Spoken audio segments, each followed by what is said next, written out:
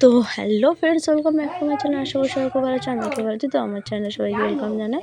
তো যে বৃষ্টি হয়েছে সেই জন্য গ্যাস ওভেনে কড়াই বসিয়ে দিয়েছি রান্না করার জন্য চিকেন কারি বানাবো। তো চলো পুরো ভিডিওটা শেষ পর্যন্ত দেখতে থাকো, আশা করছি ভালো লাগে। ভিডিওটি ভালো লাগলে অবশ্যই লাইক কমেন্ট শেয়ার করে দিও। আর যারা আমার চ্যানেল নতুন আছে তারা আমার চ্যানেলটি সাবস্ক্রাইব করে দিয়ে পাশে থাকা বেল আইকনটি ক্লিক করে দিও। তো প্রথমে কড়াই বসিয়ে দিচ্ছি, তারপর তেল দিয়ে দিয়েছি। তো তেলটা গরম হয়েছে, তারপর তেলেতে শুকনো লঙ্কা, তেজপাতা আর গোটা জিরে ফোড়ন দিয়ে দিয়েছি, আর সামান্য পরিমাণ চিনি দিয়ে দিয়েছি। তারপরে পেঁয়াজ কুচিগুলো দিয়ে বেশ ভালোভাবে ভেজে নেবো, যতক্ষণ না বেশ পেঁয়াজটা ব্রাউন কালার আসছে ততক্ষণ ভাজতে থাকবো। তো চলো পেঁয়াজটা বেশ ভালোভাবে ভেজে নিই, তারপর ওর মধ্যে একে একে মশলা অ্যাড করবো। একটু অন্যরকমভাবে চিকেনটা বানাবো, আর আজকে যেহেতু ক্যাপসিকাম আছে তো ক্যাপসিকাম দেবো চিকেনের মধ্যে। তো আমাদের বাড়িতে রোজ ক্যাপসিকাম আনা হয় না, প্রায় বলতে গেলে মাঝে মধ্যে আনি। তো আজকে সেরকমভাবে বাজার গিয়েছিলাম, তো ক্যাপসিকাম নিয়েছি। তো চিকেনটাতে ক্যাপসিকাম অ্যাড করবো। ক্যাপসিকাম অ্যাড করলে সত্যি খুবই সুন্দর লাগে। সব কিছু জিনিস মানে রান্নার তরকারির মধ্যে দিলে বেশ তরকারিটা একটু অন্যরকমই হয়। তো দেখো পেঁয়াজটা বেশ ভালোভাবে ব্রাউন কালার চলে এসছে, এরপর রসুনের পেস্টটা ওর মধ্যে দিয়ে দিচ্ছি। তো রসুনের পেস্টটা দিয়ে মশলাটা একটু নাড়াচাড়া করতে হবে, যাতে রসুনের কাঁচা গন্ধটা ওর থেকে চলে যায়। তো রসুনের কাঁচা গন্ধটা যতক্ষণ না যাচ্ছে বেশ ভালোভাবে নাড়াচাড়া করে ভেজে নিচ্ছি। তারপর ওর মধ্যে আদা জিরে পেস্টটা দিয়ে দেবো।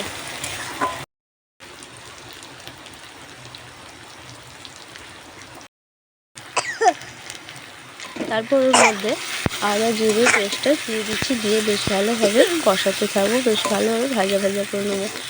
সব কিছু বেশ ভালোভাবে ভেজে নিতে হবে, যাতে মশলার মধ্যে কাঁচা গন্ধটা না থাকে, কারণ মশলার কাঁচা গন্ধ থেকে গেলে রান্নার স্বাদটা পাওয়া যায় না ঠিকঠাক মতো, আর রান্নার তরকারিটাও খেতে ভালো হয় না। তো সামান্য পরিমাণ লবণ দিচ্ছি, প্রথম দিকে আমি লবণটা অ্যাড করিনি, তো এই সময় লবণটা দিয়ে দিলাম, দিয়ে সময় ওটা কষাতে থাকবো। আর এরপর একে একে হলুদ গুঁড়ো, লঙ্কা গুঁড়ো, জিরে গুঁড়ো সব কিছুই অ্যাড করে দিয়েছি। জিরে গুঁড়োটা অল্প পরিমাণে দিয়েছি, ধনে গুঁড়োটা একটু বেশি দিয়েছি, কারণ জিরেটা একটু টেস্ট করেছিলাম, এই জন্য জিরে গুঁড়োটা বেশি দিচ্ছি না। তো ধনে গুঁড়োটা দিয়েছি। তো তারপরে দেখো বেশ ভালোভাবে কষিয়ে নেবো, যতক্ষণ না বেশ ভালোভাবে মশলা থেকে তেল ছেড়ে আসছে। দেখো খুব সুন্দর লাগছে, মশলা থেকে ভালোভাবে তেল ছেড়েও আসছে। তো আরও বেশ কিছুক্ষণ কষাতে থাকবো।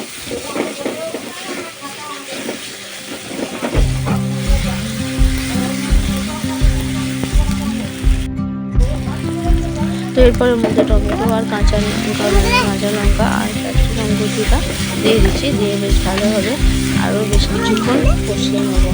তো টমেটো ক্যাপসিকাম সব কিছু দিয়ে বেশ কিছুক্ষণ কষাতে থাকি, তোমরাও সঙ্গে থাকো।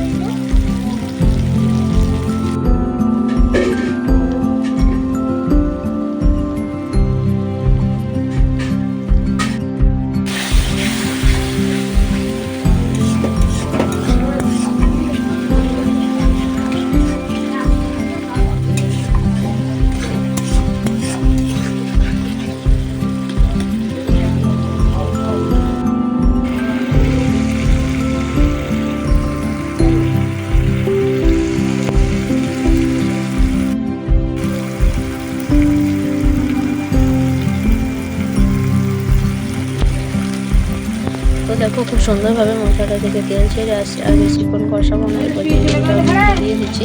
চিকেনটা ম্যারিনেট করে রেখেছিলাম মতো, শুধু লবণ আর সরষের তেল মাখিয়ে রেখেছিলাম। তাছাড়া ভীষণ দিয়ে দিচ্ছি, দিয়ে বেশ কিছুক্ষণ ধরে মশলাটা কষিয়ে নেবো, যাতে মশলাটা বেশ ভালোভাবে সেদ্ধ হয়ে আসে, হয়ে যায়, আর মশলার সাথে মশলা বেশ ভালোভাবে ভেজে যায়। তো সেই জন্য ঢাকনা দিয়ে বেশ কিছুক্ষণ ধরে জল অ্যাড করে ভালোভাবে কষিয়ে দেবো। চলো কষাতে থাকি, তোমরা দেখতে পারো।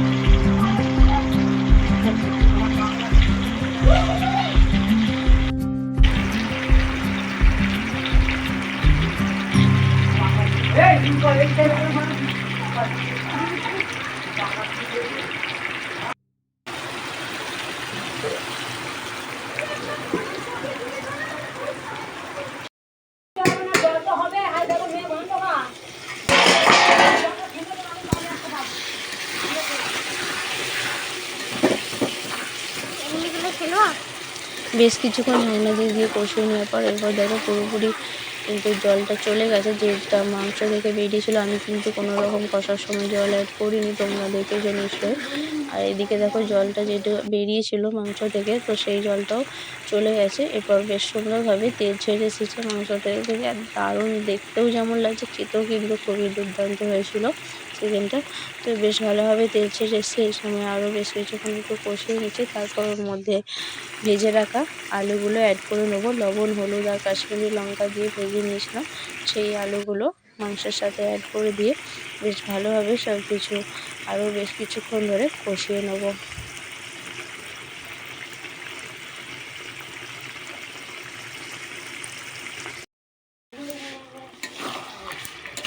তো দেখো এই যে আলুটা দিয়ে দিয়েছি, দিয়ে আরও বেশ কিছুক্ষণ একটু কষিয়ে নিচ্ছি। তারপর যতটা জল অ্যাড করার সে ততটাই জল ওর মধ্যে দেবো।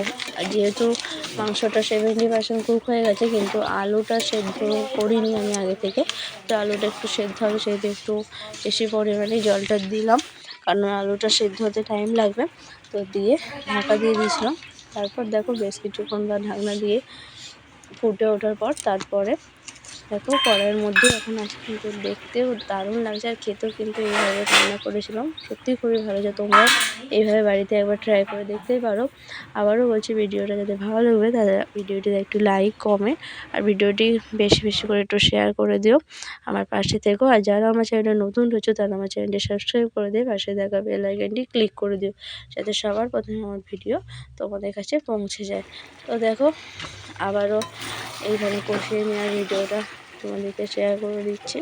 তো বেশ ভালোভাবে তোমরা ভিডিওটা দেখতে পারলে আর বুঝতে পারলে আমি কীভাবে রান্না করলাম এই চিকেনটা। তো এইভাবে একবার সত্যি ট্রাই করে দেখতেই পারো তোমরা, আর দেখে বাড়িতে রান্না করে খেয়ে বলো যে কেমন লাগলো।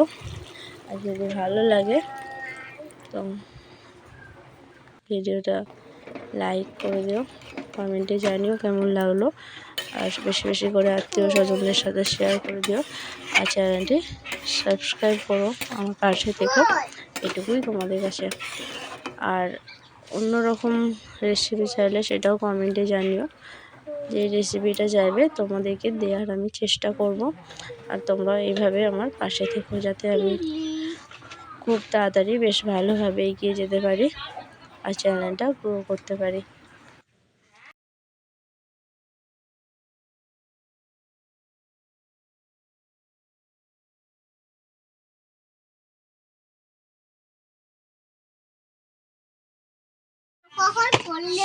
আর থ্যাঙ্কস ফর ওয়াচিং, আজকের মতো এইটুকুই, টাটা।